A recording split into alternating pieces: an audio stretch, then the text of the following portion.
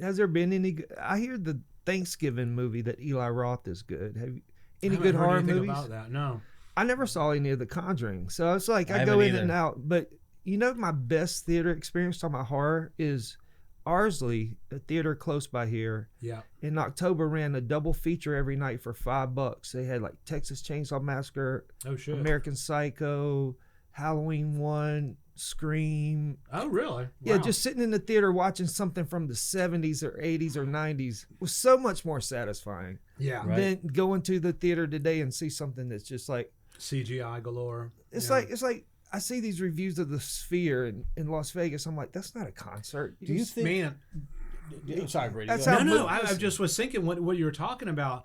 When I was a teenager and watched the Halloween movies or the Jason movies, just to see that dude come through frame chasing somebody was scary as shit. What do you? Yeah. What And are it your- was there's no CGI, none of that stuff. It was a real scene that was set up, but it was real stuff, not CGI stuff. thinking about what we talked about earlier about like why Hollywood does what they do. Yeah. If you think about its success does it to them, because why are there sequels? Like there's movies that stand alone that should just be left alone. Jaws, Good point. stand alone, Good left point, alone, yeah. right? Okay, Star Wars is the Star Wars original trilogy was supposed to be one movie, and they said let's make this in 3 acts. Okay, I'll give Yeah. you that one. Aliens 2 is okay, but Ooh, it could have stood Alien. alone as its own thing, right? So Halloween, why not just leave it the fuck alone? Right. Friday the 13th, why not just leave it alone? Nightmare. Because Why they couldn't see it it just as be a one cash- and as a classic, right? Why couldn't It it just becomes be a cash classic? cow to Hollywood. So then you make a bunch of bad sequels, and then what do? Well, now younger audiences don't want to watch people with 80s hair. We're gonna remake it. yeah. They're coming out with a new Willy Wonka movie. They just made one like 5 fucking years ago. Wasn't the Johnny Depp one just out like not Yes. long ago? Now there's a new one coming out. Well, they Right. treat horror movies like they did the Ernest movies. Ernest kept Paramount in business. Literally, their profit margin was in the tanks with all their art house good movies. Yeah. And it was they were like Ernest Goes to Camp, Ernest Halloween, Ernest Saves Christmas. Money, yeah. Because he was turning a profit. Took Yeah. nothing to make. Well, they're silly. They're silly. It took nothing to make, and they made a lot of money.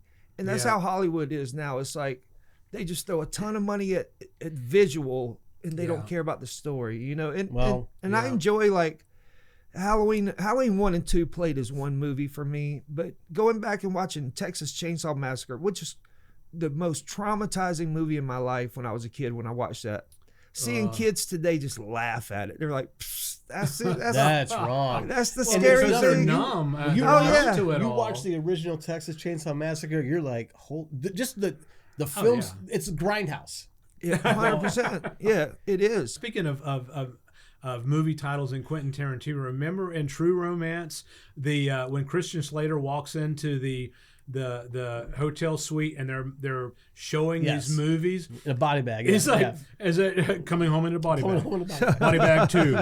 You know, and I was like, Yeah. it's just such classic movie titles. It's just- Classic Quentin Tarantino also. It's just amazing. And they were talking about Reservoir Dogs and talking about how they, everyone knows the story. Just the whole music budget was for Steelers Wheel, you know, and Stuck in the Middle was an accident, or not an accident, but it was plug-in, right? Because the original song he couldn't get the clearance on, right?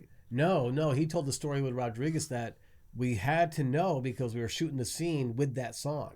So all because okay. Madsen's actually really? singing the song. So all of it, he goes outside, he comes back in, he's actually singing the lyrics. Okay, maybe it was another song. I'm a Tarantino super fan, so I Yeah, listen to I'm everything. with you, dude. I love it. I listen to all this, and I think he gave a comment earlier this year in the article. He goes, "When I turn out the lights, I'm turning out the lights to the old Hollywood. I don't know what's coming next, but after his next movie, The Film Critic, he goes, the lights I'm turning out are the old Hollywood. He goes, Wow. I'm the last of that." And I Wow. kind of see it. I agree. You know, if he really does like Ride Out in the Sunset, he was the last of the great American filmmakers. Like, That's a hell of a point. no, I'm such a Tarantino freak. The spot he wrote Reservoir Dogs and Pulp Fiction and West Hollywood God, what was it called? It was on Santa Monica Boulevard. But there's a restaurant that he wrote most of it at between there and Toy Thai food, and those were like my spots. Cause Oh shit! Seriously? yeah, those were my spots because Tarantino liked them. Wow. He wrote a lot of his early stuff in Toy Thai food on Sunset. That the cafe that they're in Pulp Fiction, the white Hawthorne Grill in Torrance. That you've been there before? Is that a pretty common place or it's what? It's an AutoZone now. Yeah, I've been to so many of his filming locations just to go there. I was the guy in the film location community that found where Marcellus Wallace's club was. Oh shit! It was really? a strip. Nobody could find it because it was a strip club called Stars. Oh, seriously? And whenever I was looking for trying to find, I'm like, I'm gonna find this, and I rewatched the scene. I'm like, that's a strip club, and that's not even. Maybe because I've been in a few, but I'm like, that's not a fake stage strip club. There's the ceiling. It's a real one with glitter in it. It's a real strip club. So I looked around Hawthorne where they shot. They had the Hawthorne Grill, which is now an AutoZone. Yeah. Across the street from Hawthorne Grill is the mall from Jackie Brown. Oh, wow. But I looked around at strip clubs online and Googled and I found somebody had posted a picture inside this place called Stars, Starz, and it was all redded out. I'm like, that's Marcellus's club. So when I flew to LA next, I went right there and they were tearing it down and it was the guy, they were gating it up. I said, can I get in there? And the guy was like, no. I'm like, I'm going to document this for history. And I said, you like Pulp Fiction? He goes, dude, I love Pulp Fiction. I said, this is Marcellus's club. He goes, no way. And I pulled out. He goes, dude, come on in here. You know, It's like everybody from that era loved those movies. Like Pulp Fiction is like one of those movies, even if you didn't like it, you wanted to watch it again just to see what you saw. And then you like, I don't know anybody who's given that movie a chance and didn't go, that's one of the best movies I've ever seen. But I've recreated so many of those shots, so many. Oh, that's funny. Wow. Pulp Fiction shots. And I'm a Tarantino nerd. And when people ask me my favorite Tarantino films in order, it's like a thing. That's a thing, right? Can you gauge them? Yeah. It's like, it used to be Scorsese. For me, it's like, Pulp Fiction. I like the early stuff. Reservoir Dogs, Jackie Brown. That's my favorite stuff.